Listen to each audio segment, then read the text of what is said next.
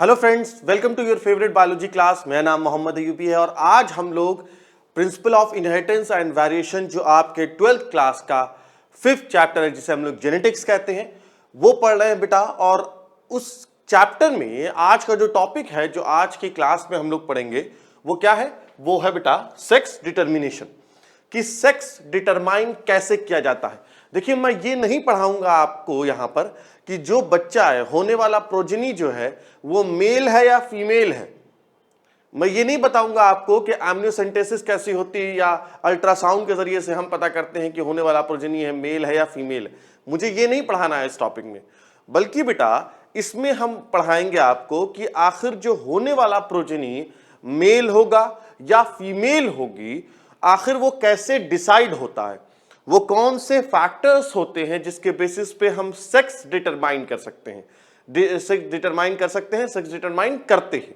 ठीक है बेटा, पूरे नेचर में सेक्स डिटरमाइन कैसे होता है। तो सेक्स डिटर्मिनेशन जो होता है, अगर आप पूरी दुनिया में देखेंगे तो सेक्स डिटर्मिनेशन बेटा 3 तरीके से होता है। उसमें सबसे पहला जो होता है बेटा वो है इन्वायरमेंटल फैक्टर, है ना। इन्वायरमेंटल फैक्टर्स जो होते हैं, अलग अलग तरीके के इन्वायरमेंटल फैक्टर्स होते हैं और वो डिसाइड करते हैं कि होने वाला प्रोजेनी मेल होगा या फीमेल होगा। मैं 1-2 एग्जांपल दे देता हूं। जैसे बेटा क्रोकोडाइल के केस में, टर्टल के केस में, जो एग जहां पर रखा है वहां का टेम्परेचर कैसा है। अगर बेटा टेम्परेचर 28 डिग्री से कम होता है तो मेल डेवलप होता है और 33 डिग्री से ज्यादा होता है तो फीमेल डेवलप होती है। तो यहां पर यानी टर्टल के केस में या टॉर्टॉइस के केस में क्या हुआ कि वहां पर होने वाला प्रोजेनी मेल होगा या फीमेल होगा, ये कौन डिसाइड कर रहा है? ये टेम्परेचर डिसाइड कर रहा है। ठीक है, इसी तरीके से दूसरे ऑर्गेनिज्म में भी, कुछ दूसरे ऑर्गेनिज्म में भी इन्वायरमेंटल फैक्टर्स जो होते हैं वो डिसाइड होते हैं। मैंने वो आपको एक एग्जांपल दे दिया। ठीक है, उसमें बहुत ज्यादा डिटेल में हमें नहीं पढ़ना है। नेक्स्ट है हमारा non chromosomal factors. Non chromosomal factors, non chromosomal factors में मैं आप लोगों को एग्जांपल दूंगा बैक्टीरिया का, है ना। एग्जाम्पल दूंगा बेटा बैक्टीरिया की। यहां पर मैंने क्या एग्जाम्पल दिया? क्रोकोडाइल का, कि अगर 20 डिग्री से 28 डिग्री से कम होगा तो मेल, 33 डिग्री यानी 33 से ज्यादा होगा तो फीमेल। नॉन क्रोमोसोमल फैक्टर्स मतलब क्या? क्रोमोसोम के अलावा फैक्टर्स, क्रोमोसोम इसमें इन्वॉल्व नहीं होगा, वो नॉन क्रोमोसोमल फैक्टर्स होता है बैक्टीरिया में। याद करिए बेटा, बैक्टीरिया हम लोगों ने पढ़ा है कि बैक्टीरिया में प्लाज्मिड्स होते हैं, है ना। आप लोगों ने पढ़ रखा है कि एक्स्ट्रा क्रोमोसोमल जेनेटिक मटेरियल होता है, जो एक्स्ट्रा क्रोमोसोमल जेनेटिक मटेरियल होता है उसे हम लोग प्लाज्मिड कहते हैं। प्लाज्मिड बेटा फिर अलग अलग तरीके का होता है, R plasmid, F plasmid, col plasmid. इसमें जो आर प्लाज्मिड है बैक्टीरिया में, जो आर प्लाज्मिड है ये डिसाइड करता है कि होने वाला प्रोजेनी मेल होगा या फीमेल होगा। बात समझ आई? अगर बैक्टीरिया में, देखिए बेटा, अगर बैक्टीरिया में ये F प्लस होगा, F प्लस मतलब यानी F प्लाज्मिड उसमें पाया जाएगा तो बैक्टीरिया कैसा होगा? मेल होगा, है ना। और अगर उसमें F प्लाज्मिड एब्सेंट होगा, F माइनस मैंने लिख दिया, यानी कहते हैं F प्लाज्मिड एब्सेंट है, F मतलब फर्टिलिटी प्लाज्मिड। अगर उसमें फर्टिलिटी प्लाज्मिड एब्सेंट होगा तो वो क्या होगा? वो बेटा फीमेल होगा। बात समझ में आ गई? बोलिए, बात समझ में आई? तो बैक्टीरिया जो होता है, बैक्टीरिया में जो सेक्स डिटरमाइन होता है वो F प्लाज्मिड के जरिए से होता है। अगर F प्लाज्मिड मौजूद होगा तो बैक्टीरिया मेल होगा और अगर F प्लाज्मिड एब्सेंट होगा तो बैक्टीरिया फीमेल होगा। ठीक है, अब थर्ड पे हम लोग चलते हैं जिसे हम लोग डिटेल में डिस्कशन करना है, वो है क्रोमोसोमल फैक्टर। यानी जो क्रोमोसोम है वो असल में डिसाइड करता है कि होने वाला प्रोजेनी मेल होगा या फीमेल होगा। बात समझ में? अब बेटा क्रोमोसोम में भी असल में 2 तरह का क्रोमोसोम होता है, एक ऑटोसोम होता है, एक ऑटोसोम होता है और दूसरा आपका सेक्स क्रोमोसोम होता है या एलोसोम होता है। असल में ये सेक्स क्रोमोसोम होता है जो डिसाइड करता है कि होने वाला प्रोजेनी मेल होगा या फीमेल होगा। अभी हम इस पे आगे बहुत डिटेल में डिस्कशन करेंगे। बात समझ में आई कि तो किसी भी ऑर्गेनिज्म में जहां पर क्रोमोसोमल फैक्टर डिसाइड करता है, किसी भी ऑर्गेनिज्म में बेटा दो तरह का क्रोमोसोम होता है। एक तो ऑटोसोम होता है। ऑटोसोम मतलब वो क्रोमोसोम होते हैं जिसपे सोमैटिक जीन्स पाए जाते हैं। बात समझ, जिन पे सोमैटिक जीन्स पाए जाएंगे उन्हें हम लोग ऑटोसोम कहेंगे, और जिन पे सेक्स डिटरमाइनिंग जीन पाए जाएंगे उसे हम लोग सेक्स क्रोमोसोम या एलोसोम कहेंगे। बात समझ, आगे देखते हैं। Cytological observation made in number of insect leads to development of concept of chromosomal basis of sex determination. यानी सबसे पहले जो ये बात हमें जो पता चली कि जो सेक्स डिटर्मिनेशन का जो तरीका होता है वो असल में क्रोमोसोम डिसाइड करता है। तो ये कैसे पता चली? ये हमने बहुत से साइटोलॉजिकल मतलब सेल पे एक्सपेरिमेंट किया, किसके? इंसेक्ट पे, जिसके बेसिस पे हमें ये बात पता चली। X chromosome was first discovered by C.E. हेनकिन, ये याद रखिएगा बेटा, और हेनकिन ने इसे एक्स बॉडी कहा था, एक्स क्रोमोसोम को एक्स बॉडी कहा था। तो ये साइंटिस्ट का नाम आप लोग जरूर याद रखिएगा, है ना, कि इसी ने ही एक्स क्रोमोसोम को डिस्कवर किया था और उसी ने एक्स बॉडी लफ्ज इस्तेमाल किया था। लेटर ऑन स्टीवेंस, ये भी याद रखना, स्टीवेंस ने आगे चल के वाई क्रोमोसोम का नाम दिया था। यानी एक्स क्रोमोसोम का नाम इन्होंने दिया, हेनकिन ने, और स्टीवेंस ने वाई क्रोमोसोम का नाम दिया। Later on Steven observe that x chromosome is pair with a very small short chromosome and he termed it as Y chromosome। जैसा कि मैं आपको बता दूं बेटा कि अगर आप ह्यूमन बीइंग के केस में देखेंगे, ह्यूमन बीइंग में 22 पेयर ऑटोसोम होता है ना, 22 पेयर ऑटोसोम होता है एंड 1 पेयर सेक्स क्रोमोसोम होता है।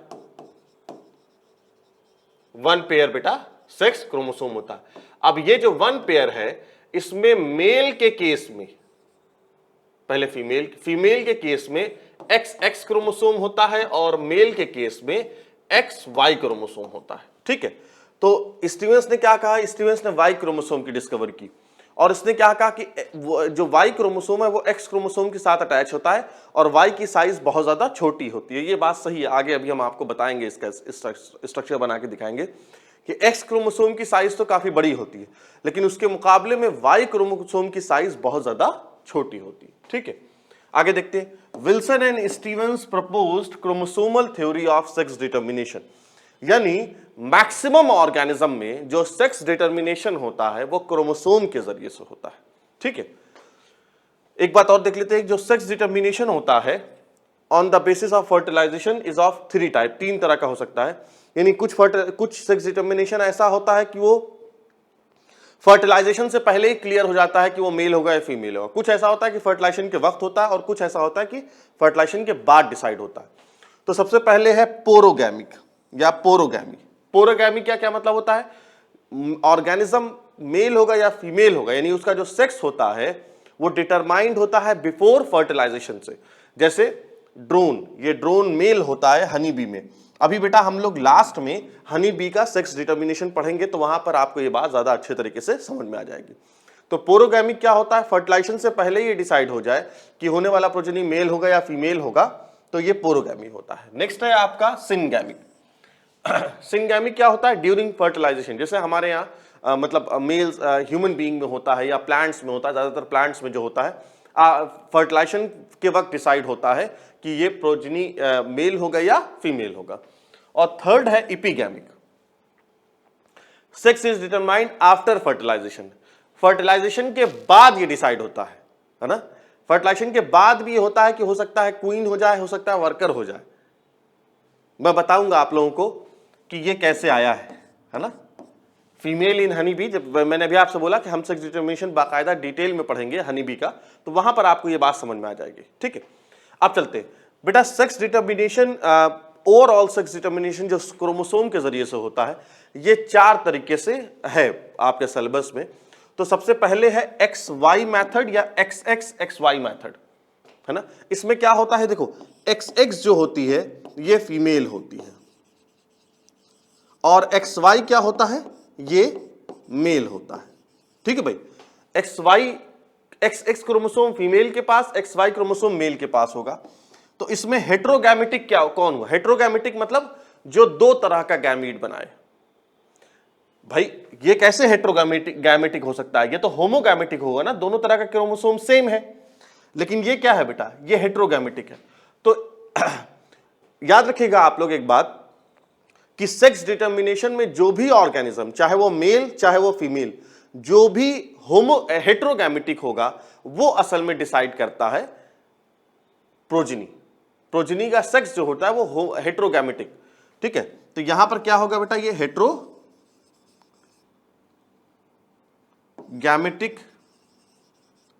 हेट्रोगैमेटिक मेल है which decide sex of progeny. ठीक है भाई, हेट्रोगैमेटिक मेल है, देखो दो तरह का गैमीट बनेगा। एक कौन सा बनेगा बेटा, एक एक्स गैमीट बनेगा और एक वाई गैमीट बनेगा। यहां पे तो जाहिर सी बात है दोनों एक ही तरह का गैमीट बनेगा ना, एक्स बनेगा और दूसरा भी एक्स बनेगा। लेकिन यहां पर दो तरह का गैमीट बनेगा, इसीलिए जो कौन डिसाइड करेगा, हेट्रोगैमेटिक मेल डिसाइड करेगा सेक्स ऑफ प्रोजेनी। ठीक है, जरा देखते हैं हम लोग। देखिए ये मैंने ऑटोसोम दिखाया, ऑटोसोम प्लस XY किसका है, मेल के केस में। ये फीमेल के केस में ऑटोसोम प्लस XX। आप चाहे तो ऑटोसोम हटा के भी देख सकते हैं, क्योंकि जो कौन डिसाइड कर रहा है, ये तो XX क्रोमोसोम डिसाइड कर रहा है। अभी मैंने आपको बताया कि बेटा ह्यूमन के केस में क्या होता है, ह्यूमन के केस में 22 क्या होते हैं, ऑटोसोम होते हैं और 1 पेयर सेक्स क्रोमोसोम होते हैं। ऐसे ही तो होता है। तो ये इस तरीके से होगा, इस तरीके से होगा। ठीक है, अब ये इसका जब डिवीजन हो जाएगा तो एक गैमीट में क्या होगा, एक गैमीट में बेटा एक्स क्रोमोसोम चला जाएगा, एक गैमीट में आपका वाई क्रोमोसोम चला जाएगा। यहां पर क्या होगा, यहां पर क्या होगा बेटा, एक क्रोमोसोम कहते, क्योंकि यहां पर एक ही तरह का गैमीट बनेगा, दोनों गैमीट ऐसे ही बनेगा, तो आप एक ही बना के देख लीजिए। ये जब इससे मिलेगा तो ये बनेगा, इससे मिलेगा तो ये बनेगा। तो ये क्या होगा बेटा, ये फीमेल है ना, ये क्योंकि दोनों XX क्रोमोसोम है और XX क्रोमोसोम से क्या होता है, फीमेल डेवलप होती है। और यहां पर ये मेल बनेगा। तो आपने देखा कि यहां पर कौन डिसाइड कर रहा है, प्रोजेनी मेल फीमेल होगी या मेल होगी, ये कौन डिसाइड कर रहा है, ये वाई वाला क्रोमोसोम डिसाइड कर रहा है। ये वाई क्रोमोसोम डिसाइड कर रहा है कि होने वाला प्रोजेनी मेल होगा या फीमेल होगा। ठीक है, ठीक है बेटा। तो इसका मतलब ये है, देखो it is observed in large number of insect such as Drosophila and human being. याद रखिएगा ये बात कि ये जो XY वाला जो टाइप सेक्स डिटर्मिनेशन का जो मेथड है, ये ड्रोसोफिला और ह्यूमन बीइंग में पाया जाता है। इसमें फीमेल क्या होती है, होमोगैमेटिक होती है और सिर्फ एक तरह का एग बनाती है। ये बात मैंने आप लोगों को बता दिया। लेकिन मेल इसमें हेट्रोगैमेटिक होता है, produces different type of sperm, दो तरह का स्पर्म बनता है, some with X chromosome and some with Y chromosome. बात समझ में आ गई। और यहां पर मैंने ये बता दिया, heterogametic is responsible for sex determination, that is in human being male parent determine the sex of progeny. बात समझ में आई बेटा, इसको और समझना है, इसको ऐसे भी समझो भाई, ये फीमेल है ये मेल है, उसी बात को जो वहां था मैं इसको फिर से समझा दे रहा हूं। देखो ये दो गैमीट बनाएगा, ये भी दो गैमीट बनाएगा, ये भी दो गैमीट बनाएगा और ये भी दो गैमीट बनाएगा। ये बेटा जब इससे मिलेगा तो ये बनाएगा, ये जब इससे मिलेगा तो XX बनाएगा, ये जब इससे मिलेगा तो XY बनाएगा और ये वाला जब इससे मिलेगा तो XY बनाएगा। अब तुम खुद बताओ, ये दोनों क्या हैं, ये दोनों फीमेल डेवलप होंगी और ये दोनों मेल डेवलप होंगे। तो इसका मतलब ये है कि प्रोजेनी मेल होगा या फीमेल होगा, ये कौन डिसाइड करेगा, ये बेटा ये वाई क्रोमोसोम डिसाइड कर रहा है। यानी हम ये कह सकते हैं कि मेल डिसाइड कर रहा है कि होने वाला प्रोजेनी मेल होगा या फीमेल होगा। लेकिन हमारे यहाँ इतनी बड़ी हमारी सोसाइटी में, खासकर ये जो इंडिया, पाकिस्तान, बांग्लादेश या इस तरह के जो थर्ड वर्ल्ड की कंट्रीज हैं, उनकी जो सोच क्या है, उनकी सोच ये है बेटा कि फीमेल रिस्पॉन्सिबल होती है किसके लिए, प्रोजेनी के लिए। आप लोग, क्योंकि हमारी एक पैट्रियार्कल सोसाइटी है ना, हम जिस वर्ल्ड में रहते हैं या जिस, वो पैट्रियार्कल सोसाइटी, यानी वहां पर मेल की ज्यादा वैल्यू है, ज्यादा इज्जत है, और उसके पैदा होने पे ज्यादा खुशी भी मनाई जाती है। लेकिन ये कितना गलत है ना, कितना गलत है। चाहे मेल चाहे फीमेल दोनों इक्वल होती हैं, दोनों का कंट्रीब्यूशन भी सोसाइटी में इक्वल होता है। ना मेल फीमेल से बड़े होते हैं बेटा, ना फीमेल मेल से बड़ा होता है। बड़ा सिर्फ वो होता है जिसके कर्म अच्छे होते हैं, जिसके एक्शन, जिसके डीड्स अच्छी होती है ना, जिसके काम अच्छे होते हैं, सिर्फ वो बड़ा होता है। लेकिन यहां पर दिक्कत यह है हमारी सोसाइटी में, खासकर इंडिया में, पाकिस्तान में भी यह हाल है, बांग्लादेश में भी यह हाल है, कि हम फीमेल को रिस्पॉन्सिबल मानते हैं कि अगर बच्ची पैदा होती है, बल्कि रिस्पॉन्सिबल किसको मानना चाहिए? मेल को। आमतौर पर हमारी सोसाइटी में क्या होता है, इसी की वजह से फीमेल बेचारी जो बहू होती है वो मारी भी जाती है, पीटी भी जाती है, जलाई भी जाती है और घर से निकाली भी जाती है। बल्कि होना क्या चाहिए? पीटना चाहिए, मारना चाहिए, जलाना चाहिए, और घर से किसको निकालना चाहिए? मेल को निकालना चाहिए। ये सिर्फ मजाक की बात मैं कह रहा हूं, किसी को नहीं निकालना चाहिए, क्योंकि ना इसके लिए मेल खुद रिस्पॉन्सिबल नहीं होता है। भाई उसके गैमीट्स इस तरीके से आपस में फ्यूज कर रहे हैं, वो खुद इस बात पे वो क्या है, वो ये उसका तो इनवॉलंटरी एक्शन होता है, वॉलंटरी तो होता नहीं कि आप उसे मेल को भी जिम्मेदार ठहरा सकते हैं।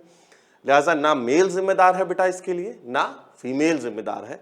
तो ये जो हमारे घरों में गलत चीज होती है कि अगर घर में बच्चा पैदा हो गया या बच्ची पैदा हो गई तो इसके लिए हम बहू को या बेटी को जिम्मेदार मानते हैं, एकदम गलत है, क्योंकि दोनों की अपनी इक्वल वैल्यू है। इंडिया में ऐसे बहुत जगह होती है जहां पर बेटा जब लड़का पैदा होता है तो बाकायदा कुआं पूजन एक तरह का मतलब पूजा टाइप की होती है। लड़का पैदा होने पे बाकायदा दावत होती है, खुशी बनाई जाती है ना। और वहीं पर अगर लड़की पैदा होती, ना कोई पूजा होती है, ना कोई खुशी मनाई जाती है। ये बहुत जगह हमारे यहाँ धारणा है इस तरह की।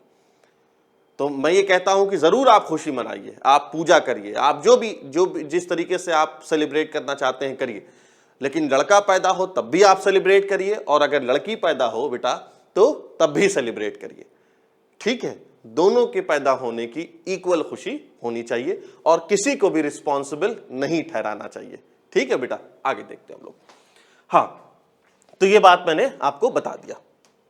नेक्स्ट देखते हैं। हाँ, both male and female have equal number of chromosome. जाहिर सी बात है, दोनों के पास 2 XX होता है और मेल के पास भी 2 क्रोमोसोम होता है, एक X होता है, एक Y होता है। ठीक है, अब ये जरा देखिए, ये मैंने मेल का क्रोमोसोम दिखाया है कि उसमें एक X होता है और एक Y होता है। ठीक है, मैंने पहले ही अभी आपसे कह दिया था कि Y क्रोमोसोम की साइज बेटा बहुत छोटी होती है। ठीक है, Y क्रोमोसोम की साइज बहुत छोटी होती है और उसमें एक जीन होता है जिसे हम लोग क्या कहते हैं, SRY सेगमेंट या SRY जीन होता है। ये इसे सेक्स डिटरमाइन, ये एक तरह का SRY जो रीजन है ये सेक्स डिटरमाइनिंग रीजन है। इसी में जीन होता है जो मेलनेस को डिसाइड करता है। देखो, only on Y chromosome responsible for maleness in human being.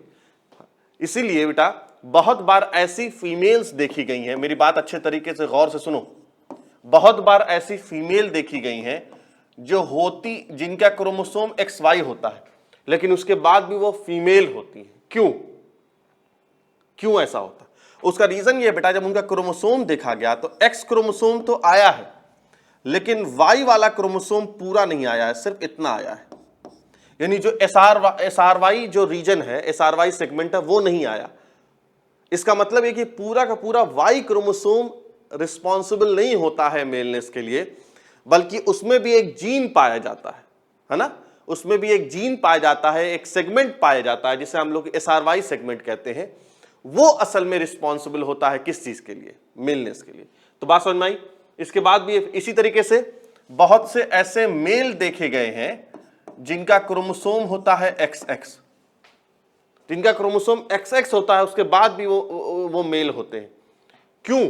उसके देखा यह गया कि ये तो उनका X क्रोमोसोम है, ठीक है बेटा, X क्रोमोसोम है, और X क्रोमोसोम पे ऊपर छोटा सा ऐसे जुड़ा रहता है कुछ, वो क्या होता है? SRY जीन जुड़ा रहता है, जो यहां से टूट के वो यहां आके लग जाता है। बात समझ में आई? तो जिसकी वजह से, क्योंकि SRY जीन मतलब मेलनेस वाला जीन, और इसका मतलब क्या होगा कि अब ये XX क्रोमोसोम होने के बाद भी ये मेल हो जाएगा। ठीक है, ये सारी बातें होती हैं इस तरीके से। जब आप लोग मेडिकल कॉलेज में जाएंगे और डिटेल में जब जेनेटिक्स पढ़ेंगे तो ये सारी बातें वहां पे आप लोगों को पढ़ाई जाएगी। ठीक है, recently it is observed that SRY segment on Y chromosome is responsible for maleness in human being and no homologous part is found in Y chromosome. ठीक है, in Y part। अच्छा, अब नेक्स्ट देखते हैं, SRY जो gene होती है form ए proteinaceous factor called TDF, यानी टेस्टिस डिटरमाइनिंग फैक्टर। ठीक है बेटा, असल में यही वो रीजन होता है जो SRY, जो हम लोग रीजन कह रहे हैं, जो SRY जीन बनाता है, जो आगे जाके एक प्रोटीन बनाती है टेस्टिस डिटरमाइनिंग फैक्टर। असल में बेटा यही वो जीन होता है जो टेस्टोस्टेरोन हार्मोन बनाता है। और आपको पता है कि टेस्टोस्टेरोन हार्मोन क्या होता है? यही हार्मोन होता है जो मेलनेस के लिए रिस्पॉन्सिबल होता है। बात समझ में आई? अभी इसकी कुछ बातें हैं जो एकदम क्लास की एंड में हम लोग डिस्कस करेंगे, थोड़ा सा इसी ह्यूमन बीइंग में मेलनेस और फीमेलनेस को लेके। ठीक है, अब नेक्स्ट चलते हैं। नेक्स्ट क्या है? नेक्स्ट है XOXX मेथड, है ना? XO मेथड या XXXO मेथड। इसमें क्या होता है कि देखो ये फीमेल है, इसके पास 2 X क्रोमोसोम है, लेकिन ये मेल है जिसके पास सिर्फ 1 X क्रोमोसोम है। यदि मेल के पास 1 क्रोमोसोम फीमेल से कम है और जिसके पास 1 क्रोमोसोम कम होगा, सुन लो मेरी बात, जिसके पास 1 क्रोमोसोम कम होगा फीमेल से, वो मेल होगा। बात समझ आ गया बेटा? तो फिर यहां पर हेट्रोगैमेटिक कौन होगा? हेट्रोगैमेटिक फिर यहां पर वही बात है, हेट्रोगैमेटिक बेटा मेल होगा। And male has 1 chromosome less than female. ठीक है, किसमें पाया जाता है? Large number of insect such as grasshopper. ये सब एग्जाम्पल याद रखिएगा, एग्जाम्पल पूछे जाते हैं। इसमें मेल हेट्रोगैमेटिक है and has 1 X chromosome and has 1 X chromosome. Female homogametic होती है और मेल में 1 क्रोमोसोम बेटा फीमेल से कम होता है। बात समझ में आई? यानी देखो ऐसा होता है, ये फीमेल है जिसमें 2 X क्रोमोसोम होता है और जिसमें सिर्फ 1 X क्रोमोसोम होता है, वो मेल होता है। अब ये जब बंटवारा होगा इस तरीके से बेटा, जब इसका बंटवारा होगा, अब देखो, ठीक है, ये जो गैमीट है इसमें एक भी क्रोमोसोम नहीं है। अब ये इससे मिलेगा तो XX बनेगा, क्योंकि यहां पर 2 X क्रोमोसोम है, इसका मतलब क्या होगा? ये फीमेल होगी। ये बेटा जब इससे मिलेगा तो ये भी, ये दोनों कैसी होंगी? ये दोनों फीमेल होंगी। ठीक है, इसी तरीके से जब ये वाला X इससे मिलेगा तो क्या होगा? ये मेल होगा, क्योंकि मैंने आपको बताया कि इस केस में मेल जो है उसका 1 क्रोमोसोम कम होता है फीमेल से, और ये भी जब मिलेगा XO से तो क्या बनेगा? मेल बनेगा। बात समझ में आ गई बेटा? चले आगे चलते हैं। देखो यही चीज मैंने यहां पे करके दिखाया कि ये ऑटोसोम है प्लस XX, यानी ये मेल होगा। और इसका जब हमने क्रॉस कराया, क्रॉस किससे कराया? ऑटोसोम, ये ऑटोसोम है बेटा, प्लस XX फीमेल से, तो जब ये दोनों फीमेल होंगी, है ना, और ये दोनों मेल बनेंगे क्योंकि इनके पास क्या है? 1 क्रोमोसोम कम है मेल से। बात समझ में आएगी? अब तीसरे पे आते हैं, थर्ड पे आते हैं, वो है ZZ टाइप या ZZ टाइप कहते हैं, ZW ZZ टाइप कहते हैं। यहां पे क्या होता है? यहां पर इस केस में जो फीमेल होती है वो ZW होती है, यानी यहां पर फीमेल हेट्रोगैमेटिक होगी। अभी तक हम क्या पढ़ रहे थे कि मेल हेट्रोगैमेटिक हो रहा था और मेल डिसाइड कर रहा था कि होने वाला प्रोजेनी फीमेल होगा या मेल होगा, लेकिन अब कौन डिसाइड करेगा? अब फीमेल डिसाइड करेगी, क्योंकि हेट्रोगैमेटिक जो होता है बेटा वो डिसाइड करता है, और ये मेल होगा। बात समझ में आ गई बेटा? तो इसमें हेट्रोगैमेटिक फीमेल होगी, हेट्रोगैमेटिक फीमेल होगी। ठीक है, देखते हैं। It is an example of female heterogamety, that is female produces 2 type of sex chromosome, Z and W chromosome. Female 2 तरह से क्रोमोसोम बनाएगी। Male is heterogamete, male is sorry बेटा, ये होमोगैमेटिक होगा। मेल इज होमोगैमेटिक होगा, ठीक है, homogametic होगा and has 2 Z chromosome, 2 Z chromosome होगा। Sex of progeny is depend on the type of female gamete involve in fertilisation. कहां कहां पाया जाता है? बर्ड्स में और रेप्टाइल्स में। अच्छे तरीके से आप लोग याद रखिएगा। देखिए जैसे मैंने बताया ये ZW हो गया, ये ZZ है, ये मेल है और ये फीमेल है। अब Z जाहिर सी बात है, देखो यही चीज मैंने यहां पे किया है, वो मैंने ऑटोसोम के साथ दिखा दिया है। ये फीमेल है, ये मेल है, ठीक है बेटा।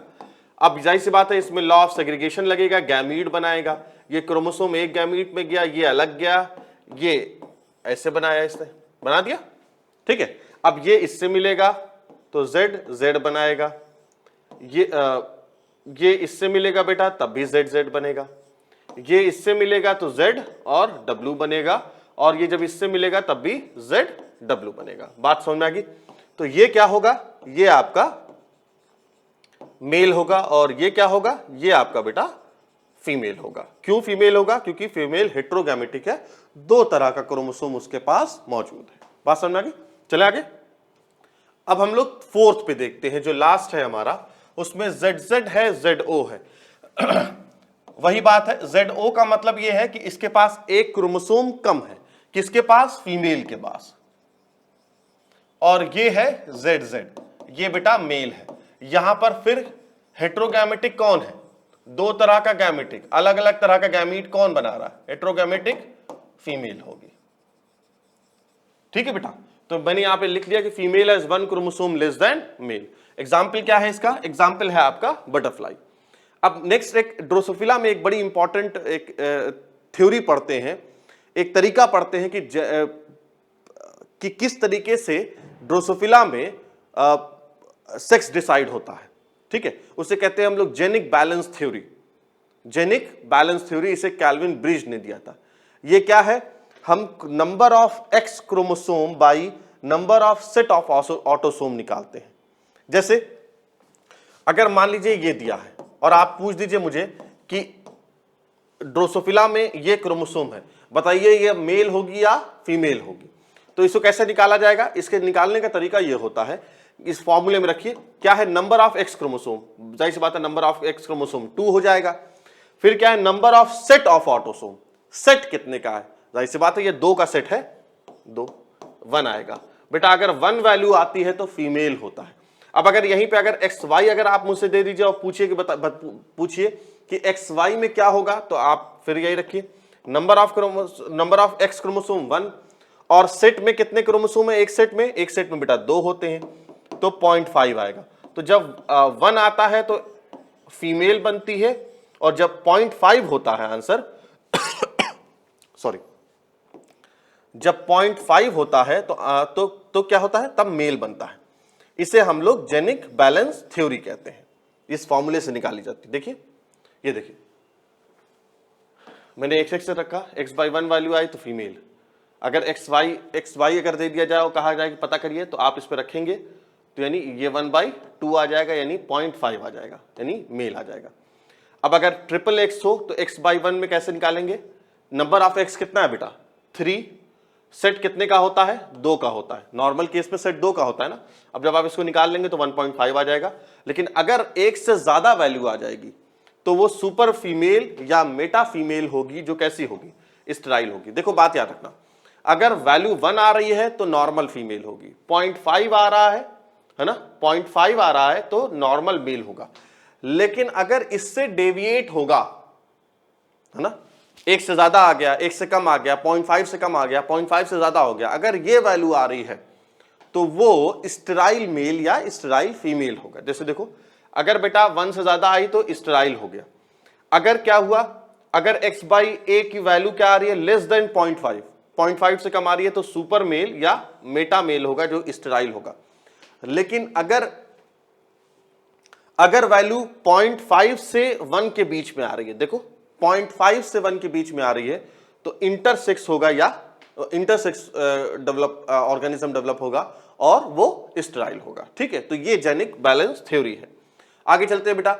अब ये है हमारा कि हनी बी में, मैंने आप लोगों से शुरू में कहा था कि हनी बी को हम लोग एक्सप्लेन करेंगे डिटेल में कि किस तरीके से सेक्स डिटरमाइन होता है हनी बी में। देखो बेटा आप लोग का एक तो नॉर्मल सेक्स डिटर्मिनेशन दिया है, उसके अलावा दो ऑर्गेनिज्म का स्पेसिफिक किया हुआ है। एक ह्यूमन बीइंग का है जो मैं आप लोगों को पढ़ा चुका हूं कि XX XY और उसमें Y रिस्पॉन्सिबल होता है, और दूसरा आपके सिलेबस में हनी बी का दिया है कि हनी बी किस तरीके से सेक्स डिटरमाइन होता है। इसमें देखो बेटा ये ड्रोन है। ड्रोन जो होता है आपको पता है कि हनी बी में 3 तरह की चीज होती है। एक ड्रोन होता है जो मेल होता है, और 2 तरह की फीमेल होती है। एक क्वीन है जो कि सिंगल सिर्फ एक होती है, और उसके अलावा हजारों वर्कर्स होती हैं जो भी फीमेल होती हैं। बात समझ में आई? तो 3 तरह के ऑर्गेनिजम्स में होते हैं। इसमें बेटा और डिटेल में हनी बी का खासकर डांस, किस तरीके से वो डांस करके वर्कर्स को बताती है कि कहां पर फूल है, किस डायरेक्शन में फूल है, कितनी क्वांटिटी में खाना है ना, कितनी क्वांटिटी में और कितनी क्वालिटी में। ये सारी बातें जब हम लोग एपीकल्चर पढ़ेंगे, strategies for enhancement in food production, जो हमारा 3rd यूनिट है, उसमें बेटा हम और डिटेल में डिस्कशन करेंगे। ठीक है, यहां पर हम सिर्फ हनी बी का सेक्स डिटरमाइन कैसे होता है वो बताएंगे आपको। देखिए ये ड्रोन है। ड्रोन कैसा होता है? ये हैप्लॉइड होता है, याद रखिएगा। ड्रोन हैप्लॉइड है। जो मेल है यहां पर, है ना, जो मेल है, और मेल कौन है? ड्रोन है, वो हैप्लॉइड होता है। ठीक है, लेकिन जो फीमेल है, और फीमेल 2 होती है यहां पर, एक क्वीन है और दूसरी वर्कर है। ये दोनों कैसी हैं बेटा? ये दोनों डिप्लॉयड है। ठीक है, ये दोनों डिप्लॉयड है। ठीक है, तो ड्रोन में माइटोसिस होगा, तो जाहिर सी बात है माइटोसिस होगा तो वो गैमीट बनाएगा, मतलब हम स्पर्म कह लें। तो क्योंकि क्रोमोसोम नंबर इसका 16 है तो इसका भी 16 हो जाएगा। बात समझ में आ गई? आगे देखो तुम। क्वीन जो होती है बेटा, क्वीन, उसमें 32 क्रोमोसोम होते हैं, है ना। और जाहिर सी बात है आपको पता है कि जब ये डिप्लॉयड है, और जब डिप्लॉयड क्रोमोसोम जब गैमीट बनाते हैं, डिप्लॉयड क्रोमोसोम या डिप्लॉयड सेल जब गैमीट बनाती है तो 4 सेल बनती है। यहां मैंने 2 ही दिखाई है, आप और दिखा सकते हैं इस तरीके से। ये सारे क्या हैं? गैमीट्स हैं। ठीक है, अब इसमें एक तो मैंने ये दिखाया कि ये 16 का एक बना, ये 16 का, ये सब गैमीट्स बने। ठीक है बेटा, मियोसिस हुई क्वीन में और 4 गैमीट्स बन गए। अब जाहिर सी बात है ये अगर स्पर्म बना है और अगर ये एग बनी है मान लीजिए, तो ये दोनों क्या होगा? ये दोनों आपस में फर्टिलाइज करके क्या बनाएंगे? लार्वा बनाएंगे, और लार्वा भी 32 क्रोमोसोम का होगा, डिप्लॉयड हो जाएगा। अब ये जो लार्वा है ये क्वीन में भी डेवलप हो सकता है और वर्कर में भी डेवलप हो सकता है। दोनों ही फीमेल है। बात समझ में आ गई? दोनों ही यहां पर क्या है? फीमेल है। अब बेटा लार्वा जो है वो क्वीन में डेवलप होगा या वर्कर में डेवलप होगा, वो डिपेंड करता है कि वो उसे किस तरह का फूड मिलता है खाने को। जाहिर सी बात है लार्वा डेवलपमेंट करेगा ना, लार्वा डेवलप होके क्वीन बनाएगा या वर्कर बनाएगा। अब अगर वो क्वीन बनाएगा या वर्कर बनाएगा, मैंने क्या कहा, उसके डिपेंड करेगा उसके न्यूट्रिशन पे। अगर बेटा उसे खाने को रॉयल जेली मिलेगी, ठीक है, खाने को रॉयल जेली मिलेगी तो क्वीन में डेवलप होगी, जो कि फीमेल होती है, 32 क्रोमोसोम होगा। और अगर खाने में बी ब्रेड मिलेगी उसे, तो वो क्या डेवलप होगा? वो वर्कर डेवलप होगी, फीमेल होगी और 32 क्रोमोसोम होंगे। ठीक है, अच्छा, जो इसमें जो दूसरे गैमीट्स होंगे वो डायरेक्ट डेवलप करके by the process of parthenogenesis. Parthenogenesis मतलब होता है development of organism without fertilisation. देखो यहां पे कोई फर्टिलाइजेशन नहीं हो रहा, यहां पे तो बाकायदा पूरा फर्टिलाइजेशन हुआ है। देखो ये फर्टिलाइजेशन हुआ है यहां पर, है ना, लेकिन यहां कोई फर्टिलाइजेशन नहीं हो रहा। पार्थिनोजेनेसिस का एक टाइप होता है एरिनोटोकी, जिसमें फीमेल का गैमीट जो है वो मेल बनाता है, उसे एरिनोटोकी कहते हैं। तो इसमें क्या होगा? पार्थिनोजेनेसिस प्रोसेस के जरिए से, एरिनोटोकी एक तरीका होता है पार्थिनोजेनेसिस का, वो बेटा डायरेक्ट मेल में डेवलप हो जाएगा, ड्रोन में डेवलप हो जाएगा। इसीलिए ड्रोन हमेशा कैसा होता है? इसीलिए बेटा ड्रोन हमेशा कैसा होता है? बोलो। इसीलिए बेटा ड्रोन हमेशा हैप्लॉइड होता है, क्योंकि वो पार्थिनोजेनेसिस के डेवलप होता है। लेकिन हमेशा क्वीन या हमेशा जो फीमेल पार्ट है, फीमेल हनी जो है वो कैसी होती है? हमेशा डिप्लॉयड होती है। क्यों? क्योंकि वो फर्टिलाइजेशन से डेवलप होती है। अब फिर देखो क्या होगा आगे, फिर कैसे डेवलप होगा? फिर यही ड्रोन जो है वो क्या होगा? इसमें माइटोसिस होगी, बोलो बेटा, माइटोसिस होगी, बोल भाई माइटोसिस होगी, तो ये क्या बना देगा, 2 गैमीट बना देगा। इसी तरीके से क्वीन क्या होगी, क्वीन, अच्छा रिप्रोडक्शन क्वीन करती है, क्वीन फिर क्या होगा, इसमें मियोसिस होगी, है ना, मियोसिस होगी तो फिर 16 क्रोमोसोम बनाएंगे, अरे गैमीट बना देंगे, उसमें से कोई एक जो है वो इससे मिल जाएगा और वो क्या बना देगा, फर्दर फिर से क्वीन या वर्कर बना देगी, और इसमें से कोई एक जो है वो डेवलप करेगा तो क्या बना देगा, वो क्या बना देगा बेटा, ड्रोन बना देगा। इसीलिए आप देखिए हनी बी के केस में ड्रोन में बेटा, ड्रोन का कोई फादर नहीं है, ना उसका कोई सन है। देखो दिख रहा तुम्हें कहीं, ड्रोन का कोई फादर नहीं होता है ना, ड्रोन का, अब ये तुम देखो, ये ड्रोन है, मान लो ये ड्रोन है, ठीक है बेटा, मान लो ये ड्रोन है, ड्रोन का कोई फादर है नहीं है, क्योंकि ड्रोन की क्या है, मदर है, क्वीन जो है उससे ड्रोन बना है, तो क्या ड्रोन का कोई फादर है, नहीं है। इसी तरीके से ड्रोन का कोई बच्चा भी नहीं होता है, सन नहीं होता है, क्योंकि ये वाला डायरेक्ट नहीं डेवलप करेगा, याद रखना, ये डायरेक्ट डेवलप करके ड्रोन नहीं बनाएगा, ये तो ये इससे फर्टिलाइज करके क्वीन बनाएगा, और ये जो क्वीन है वो डेवलप करेगी, क्या बनाएगी, क्वीन जो है वो डेवलप करके क्या बनाएगी, ड्रोन बनाएगी। तो ड्रोन का ना कोई फादर होता है और ना कोई सन होता है, ना सन होता है बेटा और ना कोई फादर होता है, ये बात अच्छे तरीके से याद रखिएगा। हाँ, लेकिन इसका ग्रैंड फादर होता है और ग्रैंड सन भी होता है, बात समझ आई। ड्रोन का कोई फादर नहीं होता है, तुम देख सकते हो, ना कोई इसका सन होता है, लेकिन ड्रोन का ग्रैंड फादर होता है और ग्रैंड सन होता है। ठीक है, आगे देखते हैं। देखो, larva which form queen is develop into a special chamber called queen chamber, मैंने आपसे कह दिया। मेल हनी बी, जिसे हम लोग ड्रोन कहते हैं,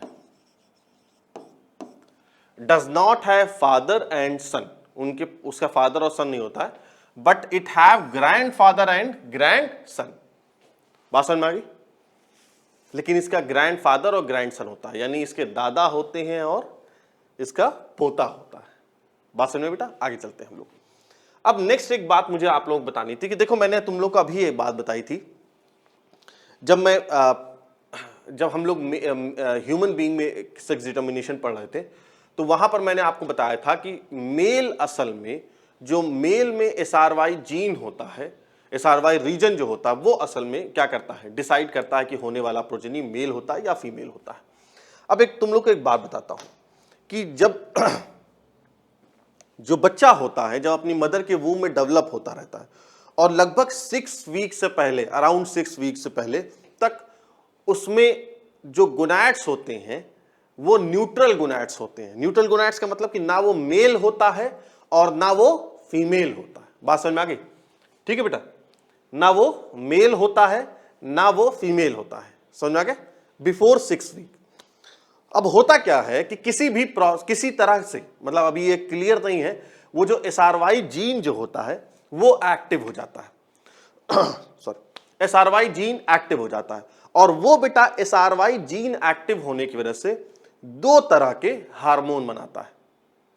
एक तो वो टेस्टोस्टेरोन बनाता है। टेस्टोस्टेरोन क्या करता है, मेल रिप्रोडक्टिव ऑर्गन को डेवलप करता है, और जो दूसरा हार्मोन है म्यूलेरिन इनहिबिटिंग सब्सटेंस, वो क्या करता है, जो फीमेल रिप्रोडक्टिव ऑर्गन है उसे खत्म कर देता है। बात समझ में आ गई, डिग्रेडेशन ऑफ फीमेल रिप्रोडक्टिव। मैंने आपसे क्या कहा कि बिफोर 6 वीक वो एक तरह का न्यूट्रल सेक्स ऑर्गन होता है, जिसमें मेल भी थोड़ा सा होता है, थोड़ा सा फीमेल भी होता है, यानी अभी तक ना वो मेल होता है ना फीमेल होता है। उसके बाद क्या होता है कि एक जो एसआरवाई जीन एक्टिव हो जाता है, जिसकी वजह से वो 2 तरह का हार्मोन बनाता है। टेस्टोस्टेरोन जो कि क्या करता है, male characteristics, male reproductive organ को डेवलप करता है, और म्यूलेरिन इनहिबिटिंग सब्सटेंस क्या करता है, ये फीमेल रिप्रोडक्टिव ऑर्गन जो थोड़ा मोड़ा कुछ डेवलप रहता है उसे ब्रेक कर देता है, खत्म कर देता है। ठीक है, तो ये इस तरीके से मेल डेवलप होता है। लेकिन फीमेल बेटा कैसे डेवलप होती है, अगर किसी वजह से एसआरवाई जीन एक्टिव ना हो, जाहिर सी बात है एक्टिव नहीं होगा तो ये दोनों हार्मोन रिलीज नहीं होंगे। जब ये दोनों हार्मोन नहीं रिलीज होते हैं तो अपने आप फीमेल रिप्रोडक्टिव ऑर्गन डेवलप होने लगती है, और मेल रिप्रोडक्टिव ऑर्गन क्या होता है, मेल रिप्रोडक्टिव ऑर्गन क्या होता है बेटा, वो अपने आप डीजनरेट कर जाता है। बात समझ में आ गई। ठीक है, चलो आगे देखते हैं हम लोग। लास्ट पॉइंट है, अब लास्ट टाइम में मुझे आपको बार बॉडी पढ़ानी है। बार बॉडी से पहले मैं तुम्हें एक चीज पढ़ाता हूं जिसे डोसेज कंपनसेशन कहते हैं।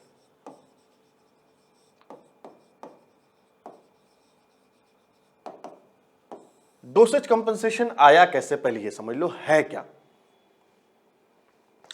देखो बेटा, तुम्हें ये बात पता है कि फीमेल में 2 एक्स क्रोमोसोम होता है ना, 2 एक्स क्रोमोसोम होता है ये फीमेल में, लेकिन मेल में क्या होता है, सिर्फ एक ही एक्स क्रोमोसोम होता है।